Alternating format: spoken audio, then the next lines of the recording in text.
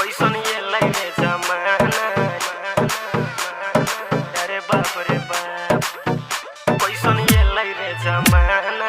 अरे बाप रे बाप, डीजे करण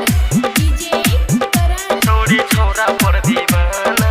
अरे बाप रे बाप, अरे बाप रे बाप, आय हाय अरे बाप रे बाप, अरे बाप रे बाप, आय हाय अरे बाप रे बाप, छोड़ी छोरा पर दीवाना। अरे बाप रे बाप, सूटा लागे समियाना। अरे बाप रे बाप, कैसन ये लगे जमाना। अरे बाप रे बाप, अरे बाप रे बाप, आय हाय अरे बाप रे बाप, अरे बाप रे बाप, आय हाय अरे बाप रे बाप, छोड़ी छोरा पर दीवाना। अरे बाप रे बाप, सूटा लागे समियाना। अरे बाप रे बाप, कैसन ये लगे जमाना। अरे बाप रे बाप, अरे बाप रे बाप, अरे बाप रे बाप, सूटा लागे समियाना। अरे बाप रे बाप, म्यूजिक बाय मनोज मनमोही। छोड़ी छोरा पर दीवाना। अरे बाप रे बाप, पहिले के छौरी संस्कारी मोबाइल न चलाबे, पहिले के छौरी संस्कारी मोबाइल न चलाबे।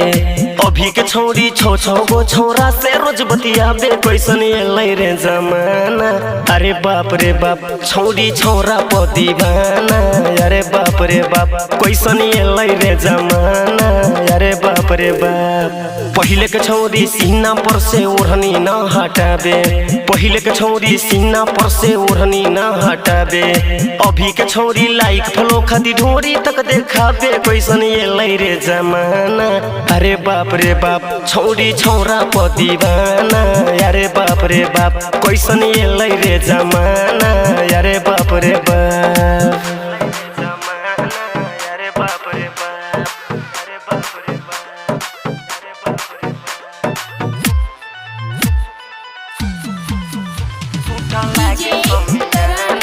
अरे बाप रे बाप, छोड़ी छोरा पर दीवाना। अरे बाप रे बाप, पहिले के छौरी घर से कतही बहरी न निकले, पहिले के छौरी घर से कतही बहरी न निकले।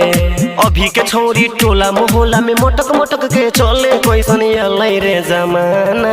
अरे बाप रे बाप, छौरी छोरा पर दीवाना।